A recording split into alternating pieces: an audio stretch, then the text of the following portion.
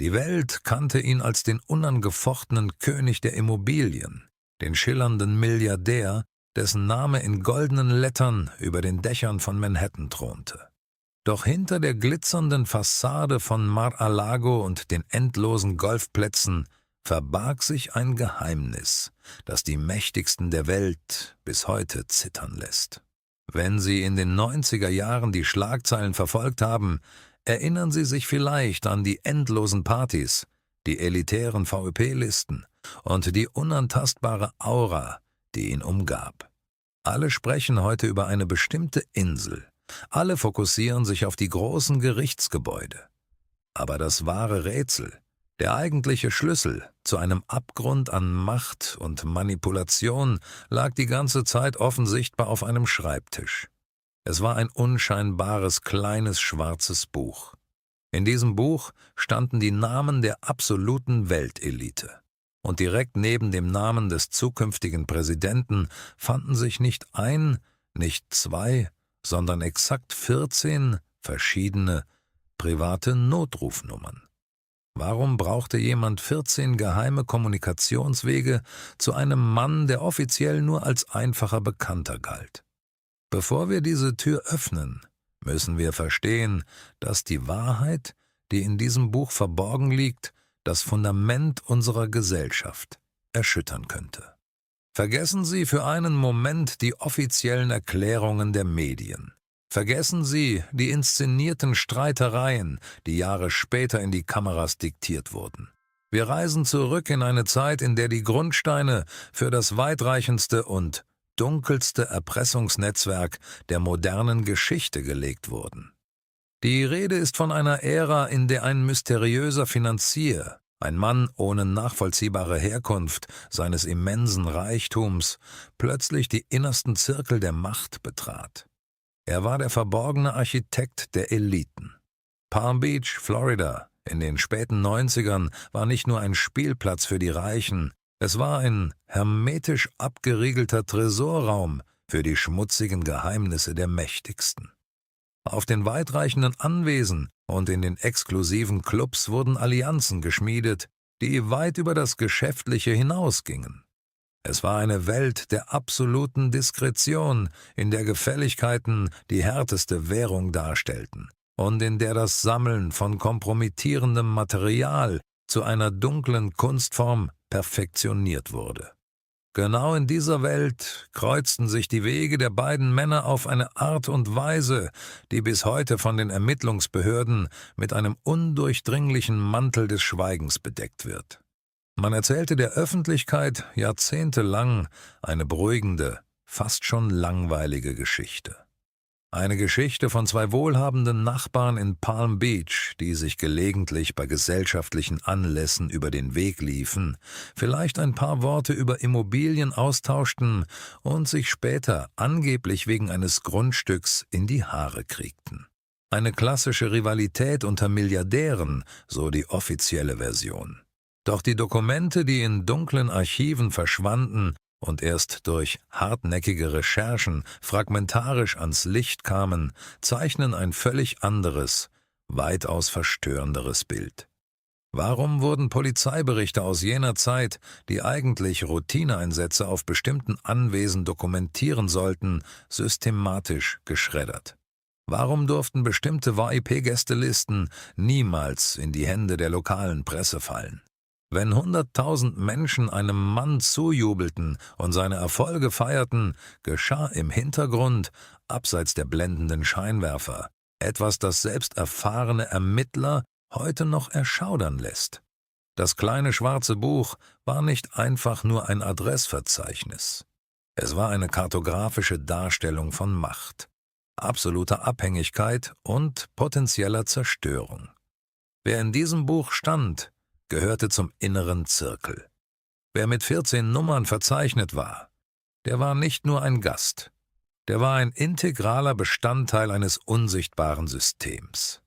Die 14 Kontaktnummern umfassten direkte Leitungen zu privaten Sicherheitsdiensten, geheimen Residenzen, die in keinem offiziellen Grundbuch auftauchten und verschlüsselten Telefonverbindungen, die selbst für damalige Geheimdienste schwer zu knacken waren.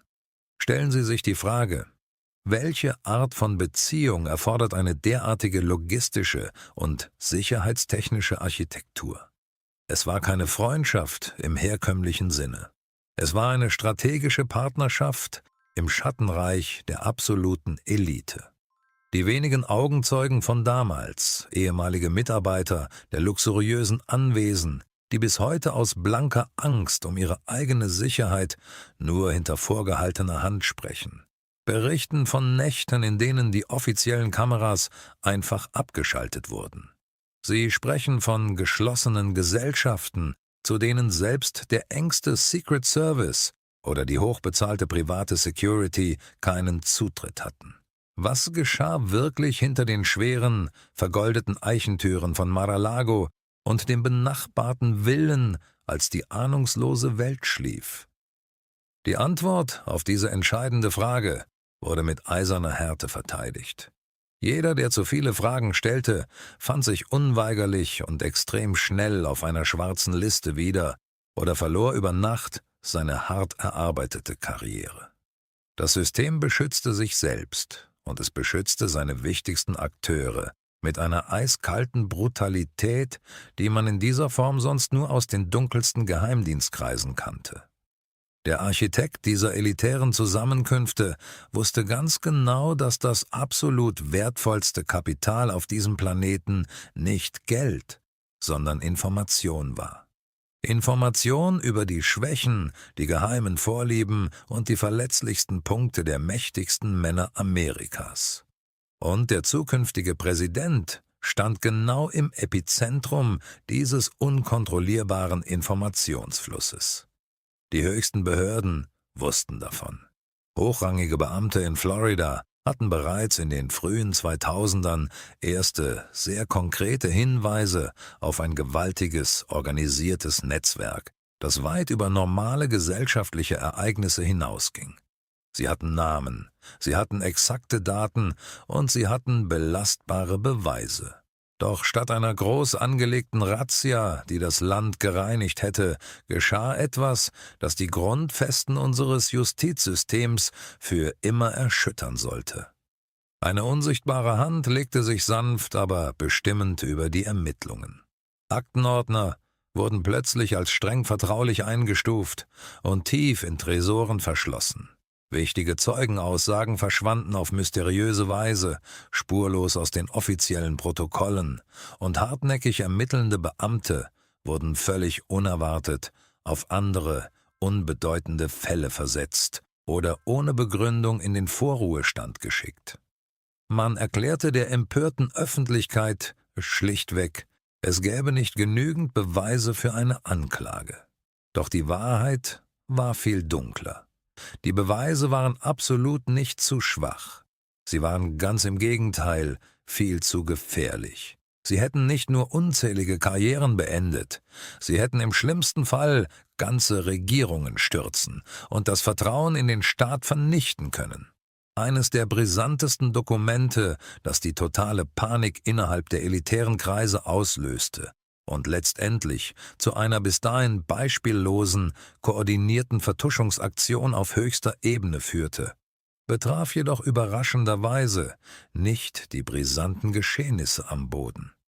Es ging um die hochgeheimen Bewegungen weit oben in der Luft.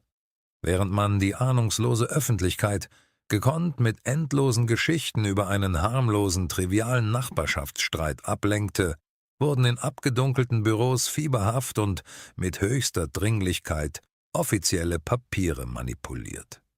Denn die wahren Geheimnisse, die absolut unwiderlegbaren Beweise für die extrem tiefe Verstrickung in diese dunklen Machenschaften, lagen am Ende nicht nur in einem kleinen schwarzen Buch verborgen. Sie befanden sich gut versteckt in den streng gehüteten Flugprotokollen eines ganz bestimmten, mittlerweile weltberühmten Privatjets.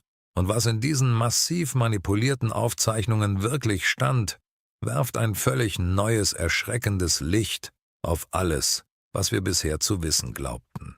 Die Welt glaubte der offiziellen Darstellung. Man sagte uns, Der zukünftige Präsident sei lediglich ein einziges Mal an Bord jenes berüchtigten Privatjets gewesen. Ein kurzer Flug, nichts weiter als ein bequemer Gefallen unter alten Bekannten. Aber wenn Sie damals die Nachrichten aufmerksam verfolgt haben, wissen Sie, dass die Realität der Elite niemals so simpel gestrickt ist. Die echten, ungefilterten Flugprotokolle aus den späten 90er Jahren erzählen eine weitaus dunklere Geschichte. Eine Geschichte von manipulierten Einträgen und unsichtbaren Passagieren, die aus allen offiziellen Registern spurlos verschwanden. Warum wurden bestimmte Seiten des Flugbuches Jahre später mit einer völlig anderen Tinte neu geschrieben? Wer hatte die unfassbare Macht, tief in behördliche Archive einzugreifen und die Beweise eines dunklen Erpressungsnetzwerks einfach restlos auszuradieren? Stellen Sie sich vor, Sie sitzen in einem gepanzerten Konvoi auf dem direkten Weg zum Rollfeld. Die Flughafenkameras sind für exakt 14 Minuten wegen angeblicher Wartungsarbeiten deaktiviert. Genau in diesem winzigen Zeitfenster stiegen Persönlichkeiten an Bord, deren Namen niemals das Licht der Öffentlichkeit erblicken durften. Der Architekt der Eliten wusste genau, wie man Spuren verwischt. Doch ein entscheidendes Detail wurde übersehen. Ein pensionierter Fluglotse notierte in jener schicksalhaften Nacht im Jahr 97 eine private Landung, die in absolut keinem Dokument jemals auftauchte. Als dieser Mann viele Jahre später vor Gericht aussagen wollte, erlitt er völlig unerwartet einen tragischen Unfall, der niemals polizeilich ausermittelt wurde. Zufall. In dieser elitären Sphäre gibt es keine Zufälle, sondern nur das eiserne Gesetz des unerbittlichen Schweigens. Das System funktionierte jahrelang fehlerfrei, bis einige hartnäckige Beobachter begannen, die unterschiedlichen Handschriften in den nachträglich veröffentlichten Dokumenten zu analysieren. Es fiel auf, dass immer dann, wenn das Datum auf gesellschaftliche Großereignisse in Palm Beach hindeutete, das originale Bordpersonal plötzlich ausgetauscht wurde. Das neu eingesetzte Personal war an extrem strenge Verschwiegenheitsklauseln gebunden, die bei Zuwiderhandlung den sofortigen Ruin bedeuteten. Aber was sahen diese Menschen über den Wolken wirklich? Ein Insider, der damals für die Wartung der Maschinen zuständig war, sprach von versteckten Aufnahmegeräten, die geschickt in den luxuriösen Kabinenverkleidungen verborgen waren.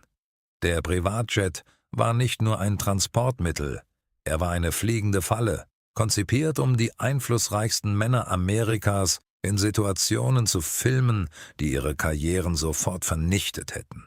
Und der Mann, der später das höchste Amt bekleiden sollte, stand massiv im Zentrum dieser extrem geheimen Logistik.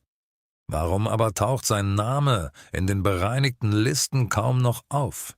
Die Antwort liegt in einer perfiden Strategie der staatlichen Vertuschung. Es ging niemals nur um einen einzigen Milliardär oder einen isolierten Skandal. Es ging um den systematischen Schutz einer globalen Machtstruktur. Deshalb schritten Geheimdienste ein, lange bevor die lokale Polizei überhaupt wusste, wonach sie suchen sollte. Akten wurden kurzerhand zur nationalen Sicherheit deklariert. Wichtige Zeugen wurden mundtot gemacht und entscheidende Beweise tief in den Tresoren begraben. Die schmutzigen Geheimnisse der Eliten waren zu einer inoffiziellen Währung geworden, mit der politische Loyalitäten erkauft und gnadenlos erpresst wurden. Jeder in den höchsten Kreisen kannte diese dunklen Machenschaften. Aber das kollektive Schweigen war der einzige Garant für das eigene Überleben in diesem gefährlichen, elitären Raubtierbecken. Während Millionen Menschen draußen auf den Straßen hitzige politische Debatten führten, wurden die wahren Entscheidungen längst hoch über den Wolken getroffen. Der Architekt dieser geheimen Flüge hatte sich im Laufe der Zeit eine scheinbar unantastbare Versicherungspolice erschaffen. Doch das fragile Konstrukt aus endlosen Lügen und manipulierten Protokollen drohte im Jahr 2008 endgültig und für alle sichtbar zusammenzubrechen. Ein überaus ehrgeiziger Staatsanwalt in Florida stand kurz davor, das gesamte Netzwerk mit einem einzigen massiven Schlag auszuheben. Er hatte die unzensierten Flugdaten und die bittere Wahrheit direkt auf dem Tisch liegen. Aber dann passierte das Unfassbare. Ein Deal wurde im Verborgenen geschlossen, der die Welt in einen langanhaltenden Schockzustand versetzen sollte. Was trieb diesen mutigen Staatsanwalt dazu, plötzlich auf die Bremse zu treten? Wer befahl das eiskalte Schweigen und warum durften wir das nie erfahren? Wir schreiben das Jahr 2008. Ein feuchtheißer Sommer in Florida und in den gut klimatisierten Büros der zuständigen Staatsanwaltschaft bahnt sich unbemerkt von der Öffentlichkeit der größte Justizskandal der modernen amerikanischen Geschichte an. Stellen Sie sich vor, Sie haben ein absolut wasserdichtes Dossier auf Ihrem Schreibtisch liegen. Ein Dossier, das detailliert belegt, wie der mysteriöse Finanzier und Architekt der Eliten ein beispielloses, dunkles Erpressungsnetzwerk über viele Jahre hinweg völlig ungestört aufbauen konnte. Die Ermittler hatten zu diesem Zeitpunkt wirklich alles gesammelt. Massiv manipulierte Flugprotokolle, versteckte Banktransfers auf Offshore-Konten, die streng geheimen Adressbücher und Zeugenaussagen von Betroffenen, die selbst den erfahrensten Ermittlern das Blut in den Adern gefrieren ließen. Die Falle war endlich zugeschnappt. Ein sehr ehrgeiziger Bundesstaatsanwalt namens Alexander Acosta hatte die historische Chance, das gesamte elitäre Kartenhaus der Macht mit einem einzigen mutigen juristischen Schlag für immer zum Einsturz zu bringen. Die Medien warteten nur auf die Handschellen, die empörte Öffentlichkeit forderte lauthals Gerechtigkeit, und die mächtigsten Männer in Washington, New York und Palm Beach hielten in panischer Angst den Atem an. Doch was dann in diesen verschlossenen Räumen geschah, spottet absolut jeder Beschreibung von Rechtsstaatlichkeit.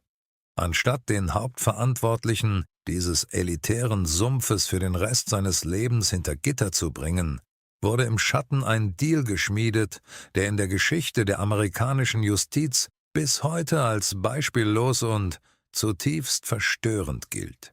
Ein sogenannter Nichtverfolgungsdeal. Die schmutzigen Geheimnisse der Eliten wurden buchstäblich mit einem einzigen Federstrich eines hochrangigen Staatsanwalts versiegelt.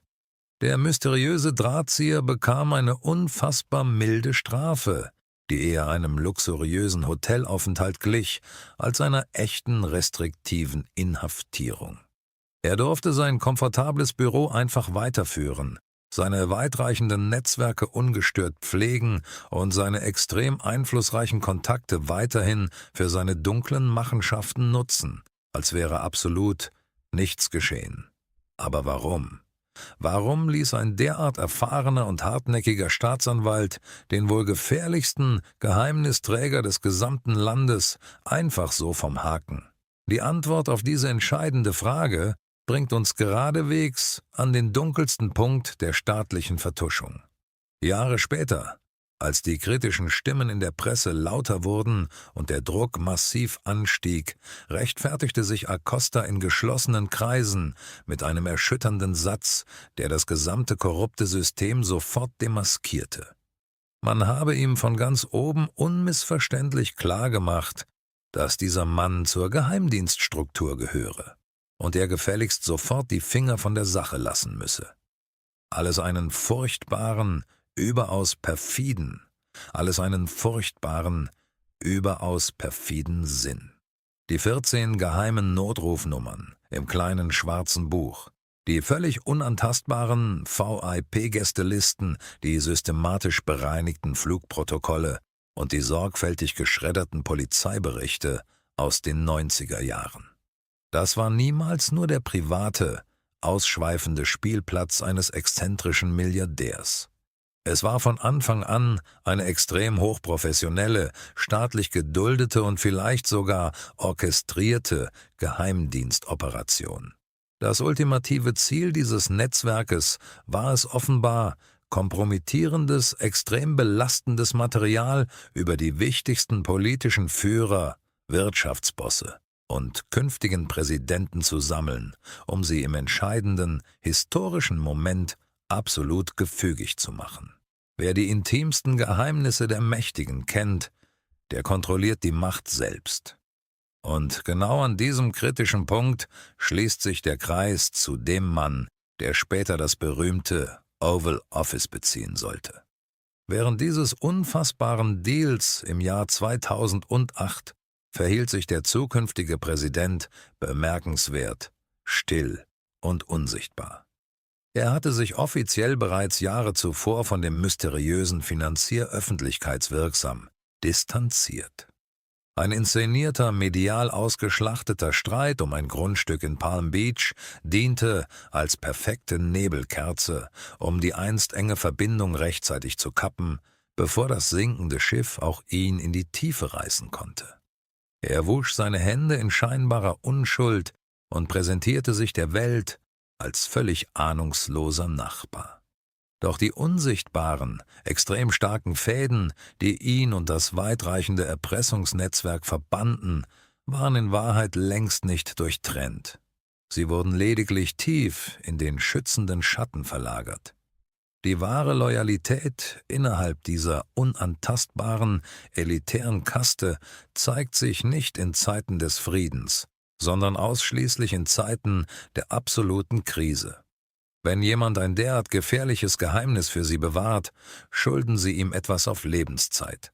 Und Schulden in diesen elitären Sphären werden niemals mit einfachem Geld, sondern immer mit echter politischer Macht beglichen.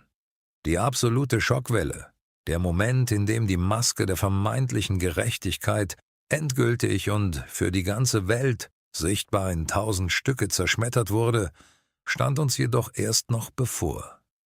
Was passiert, wenn der Mann, dessen Nummern einst gut sichtbar im schwarzen Buch standen, plötzlich völlig unerwartet der mächtigste Mann der Welt wird?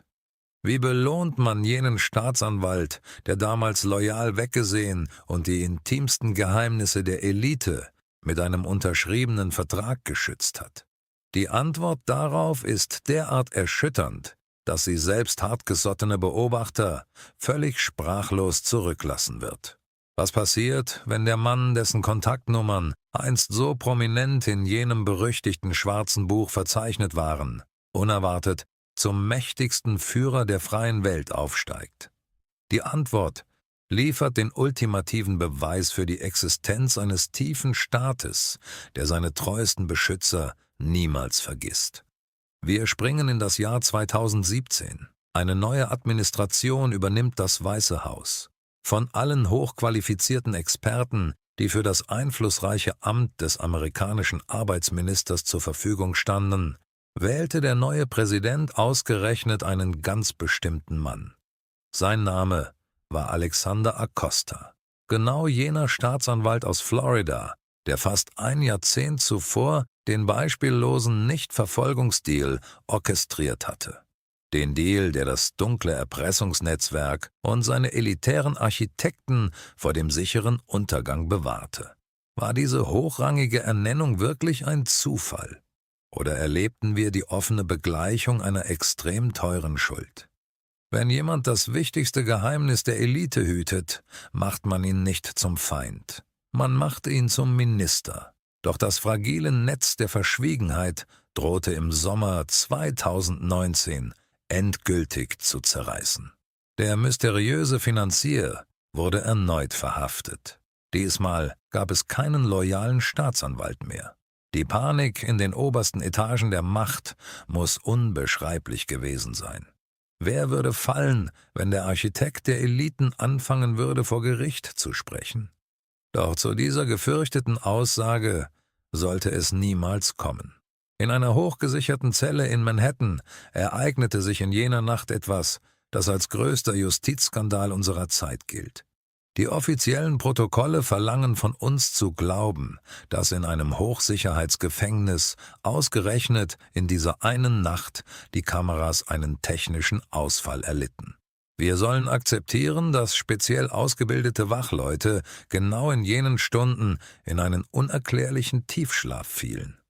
Am nächsten Morgen fand man den Mann, der die schmutzigsten Geheimnisse von Präsidenten und Milliardären kannte, leblos in seiner Zelle.